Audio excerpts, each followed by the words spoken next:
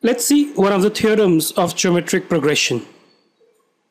This geometric progression theorem says if all the numbers of a geometric progression are multiplied or divided by a constant number other than 0, result is a GP with the same common ratio. Now let me explain this to you. Let's say, for example, we have a geometric progression as 2, 4, 8, 16, 32, and so on. Okay? We will see the rule number 1 first. We multiply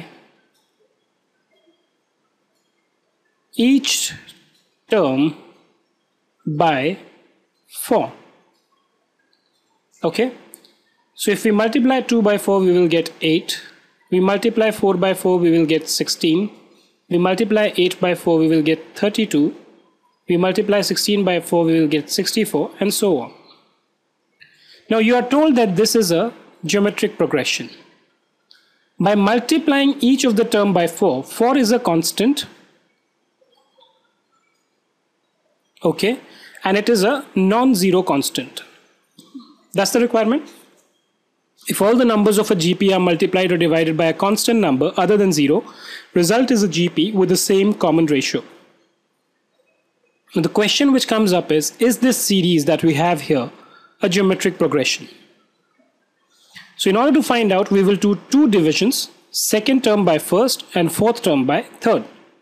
So R is equal to 16 upon 8 is equal to 2, and R is also equal to 64 upon 32 is equal to 2. So since each of the successive term is related to the first one through a common ratio of 2, we say that this series is a GP, right? Again, the second point was that the ratio or the common ratio has to remain the same. Now, should we find out R in this case? Let's say we use second and first term. So R in this case is 4 divided by 2 is equal to 2, which is the same as the common ratio which we got when we found out the other series. Hence, we can say that for multiplication, which happens to be the rule 1, this property holds true. Now, how about division? Rule 2, division. So this was our original geometric progression, right? Let's divide each of the term of GP by 2. So we will divide, let me use a different color here, maybe red.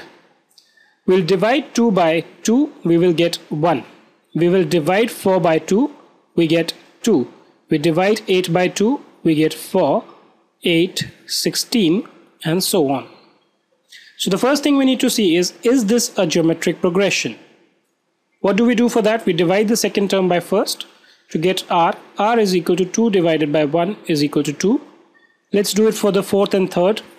So R is equal to 8 upon 4 is equal to 2, and this is true for any number of terms in this geometric progression, which means that the result which we obtained by dividing each of the terms of the original GP by a constant which is non-zero is again a geometric progression. And again, the second position was what? With the same common ratio. So the common ratio of the original GP was 2, and this 2 is also the common ratio when we apply to the results obtained by dividing this by 2. The application for this is that, whenever you might have some kind of a GP, okay, which seems to be constant. So let's say, for example, you have a GP 25, 625, okay, 1, right?